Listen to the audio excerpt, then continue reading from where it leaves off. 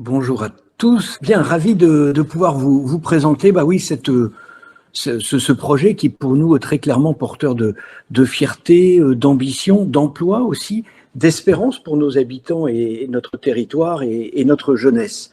C'est aussi un projet donc pour une croissance durable et solidaire. Voilà.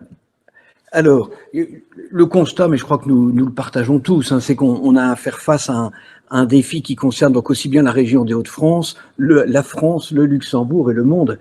C'est celui de gérer cette crise climatique et donc la marche imposée vers cette neutralité carbone.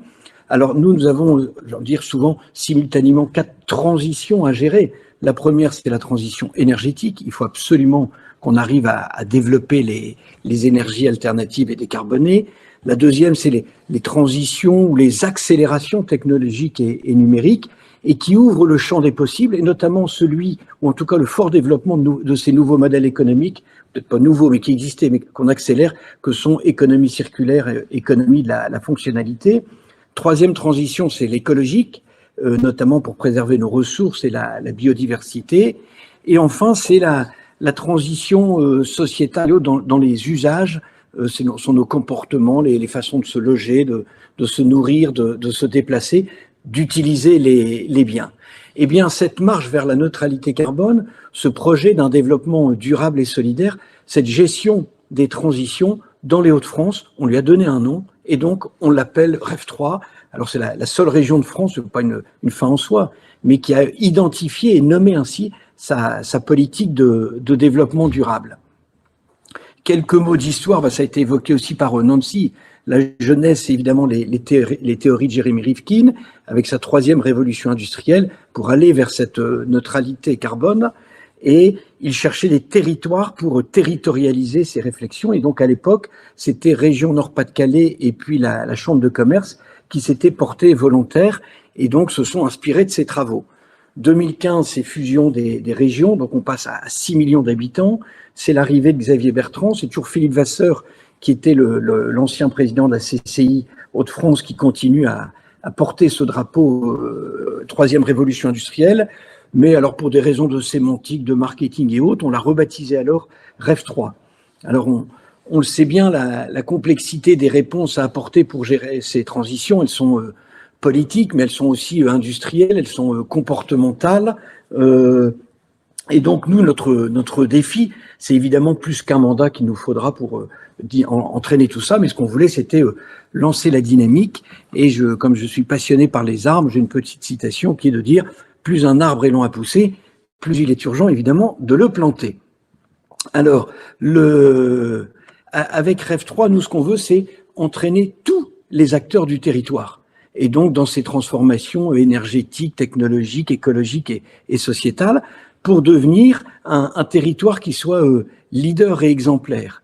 Et donc, ces 4 piliers, le premier, bien évidemment, sont les collectivités locales, nos 3789 mairies. Alors, REV3, c'est surtout pas un schéma, un cadre type, style SRADET ou autre. REV3, c'est juste un fil rouge des politiques. Ça doit être un outil d'animation territoriale. Et j'ai coutume de provoquer un petit peu les élus en leur disant, si vous n'intégrez pas REV3, vous serez battus. Parce qu'il y aura une attente, une exigence de vos citoyens. Alors, on avait historiquement 19 territoires démonstrateurs. Moi, mon ambition, bien évidemment, c'est qu'on en ait 3789 qui le deviennent. Et en l'occurrence, Béthune-Bruay est véritablement un bel exemple. Le deuxième pilier, ce sont les entreprises. On en a 170 000. J'ai coutume là de dire que l'entreprise qui ne sera pas REV3, après, elle l'appellera comme elle veut, mais elle va mourir. Elle trouvera plus d'argent auprès de ses banquiers, elle aura plus de clients et elle aura plus de salariés. Et donc, la phrase célèbre du business as usual, je crois que c'est fini, c'est pas compatible avec les enjeux notamment de neutralité carbone. Et donc, avec l'ambition derrière, parce que très clairement, pour Xavier Bertrand, cette ambition de développement durable, le REV3, c'est surtout pas synonyme de déclin, de repli sur soi. Ça doit être l'occasion de réconcilier écologie, économie, emploi, et de ramener de l'activité et de l'emploi. Le troisième pilier, c'est le monde de l'enseignement et de l'innovation. Il faut former nos salariés d'aujourd'hui, il faut former les jeunes de demain, et il faut absolument qu'on développe le lien entre entreprise et recherche. Et le quatrième pilier, c'est nos 6 millions d'habitants. Et c'est eux qui, en faisant évoluer leurs usages, on va pouvoir massifier. Et donc, il faudra leur donner le courage, il va falloir les entraîner. On est en train de travailler sur une ambition d'ambassadeurs. On en a déjà quelques-uns qui ont été initiés par une structure qui s'appelle le CERD. Alors, c'est la nécessité de l'acceptabilité, c'est la tentation que tout à chacun peut avoir du moindre effort ou d'attendre. Et donc, il faut entraîner tout ça. S'il fallait rajouter éventuellement deux autres piliers, il y a la France, parce qu'évidemment, ne serait-ce qu'en termes réglementaires et financiers, et bien évidemment l'Europe, puisqu'on compte beaucoup sur elle, notamment sur l'aspect financier. Hop.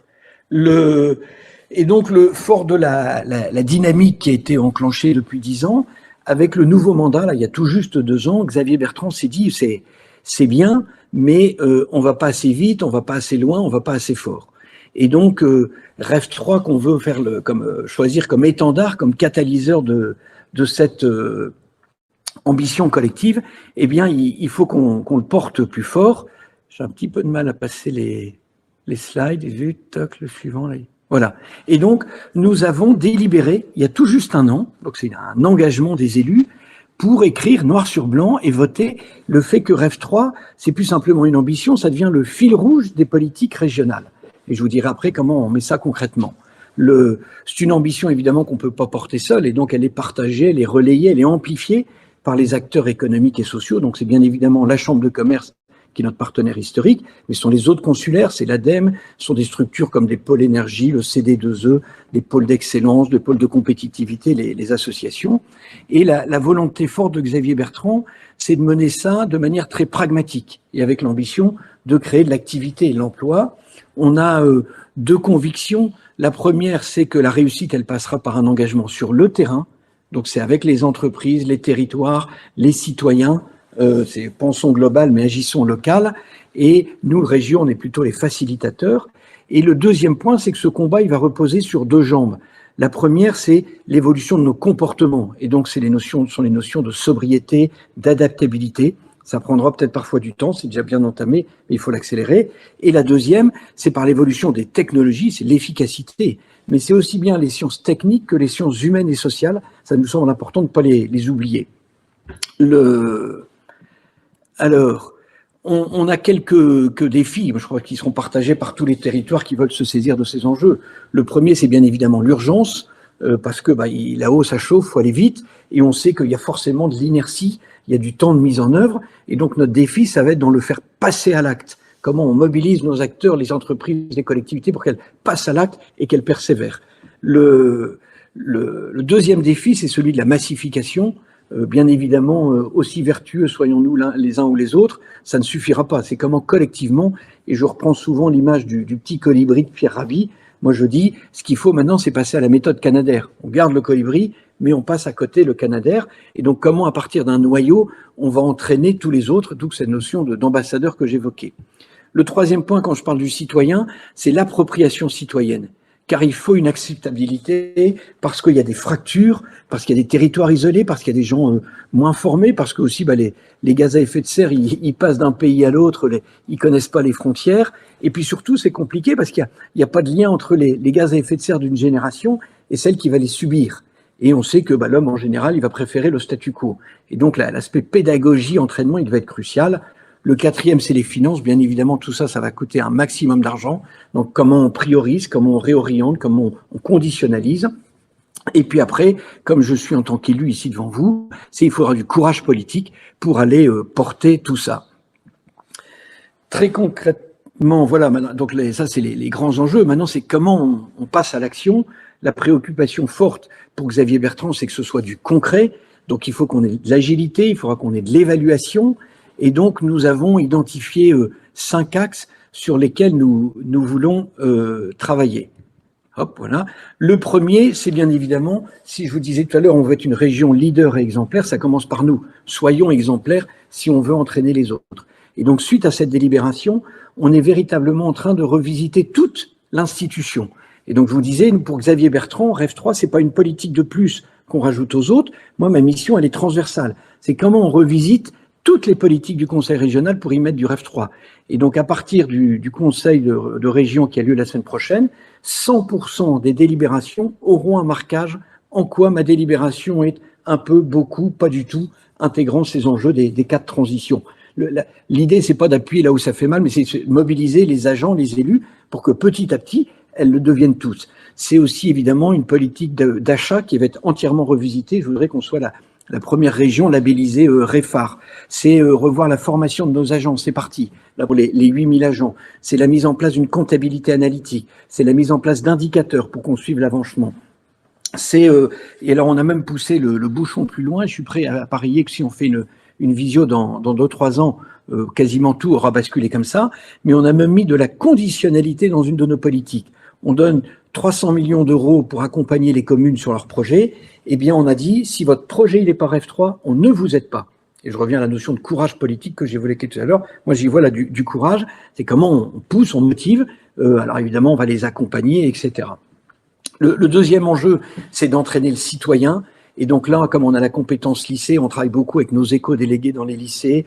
On a des challenges avec les lycéens.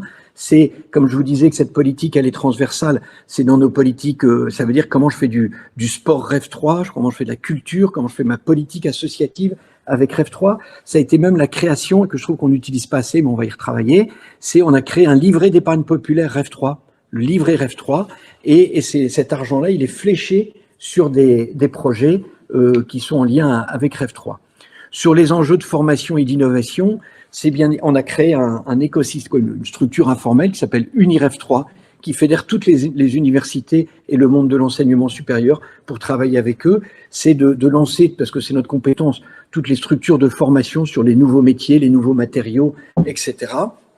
C'est enfin, quatrièmement, REF 3 et les territoires, c'est les enjeux du foncier, et donc c'est cette politique que je vous évoquais d'aide aux communes où on a mis de la conditionnalité. Et puis c'est enfin évidemment des acteurs clés dans tout ça, c'est le monde de l'entreprise. Et donc je vais vous parler de filières qu'on a identifiées, mais en amont ça a été de mettre en place des outils. Je vous rappelle la préoccupation de Xavier Bertrand, c'est qu'on soit concret, c'est pas du conceptuel, c'est dans l'opérationnalité. Donc on a créé un fonds d'investissement qui s'appelle REF 3 Capital. On a créé une SEM Énergie qui accompagne les projets d'ENR. On accompagne un certain nombre de chaires universitaires. Ça a été de créer des collectifs. Ne créons pas une structure associative de plus, mais on a mobilisé tous les acteurs de la méthanisation. C'était une de nos ambitions. On est devenu la première région en biométhane. On a créé le Corbi, collectif régional du biométhane injecté. On est en train de faire la même chose sur l'hydrogène avec le Corhydro. On va lancer prochainement le Corem sur l'électromobilité pour fédérer les acteurs pour qu'on aille plus vite et plus fort. Et on sait qu'on le fait mieux quand on est ensemble. Et on a donc identifié 6 filières qui pour nous sont toutes créatrices d'activités et d'emplois et que l'on veut accompagner plus prioritairement. La première, c'est l'énergie.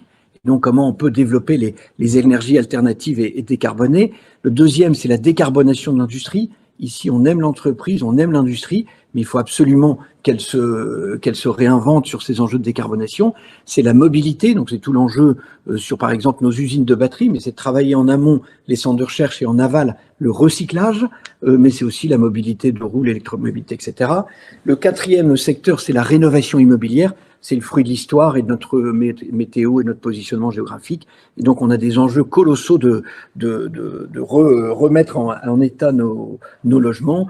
C'est de la qualité de vie, c'est de l'économie parce qu'on essaie de faire ça de manière circulaire avec des nouveaux produits biosourcés et autres. Et donc, c'est du pouvoir d'achat pour nos habitants, c'est de l'activité économique. Et puis, c'est bon pour la planète.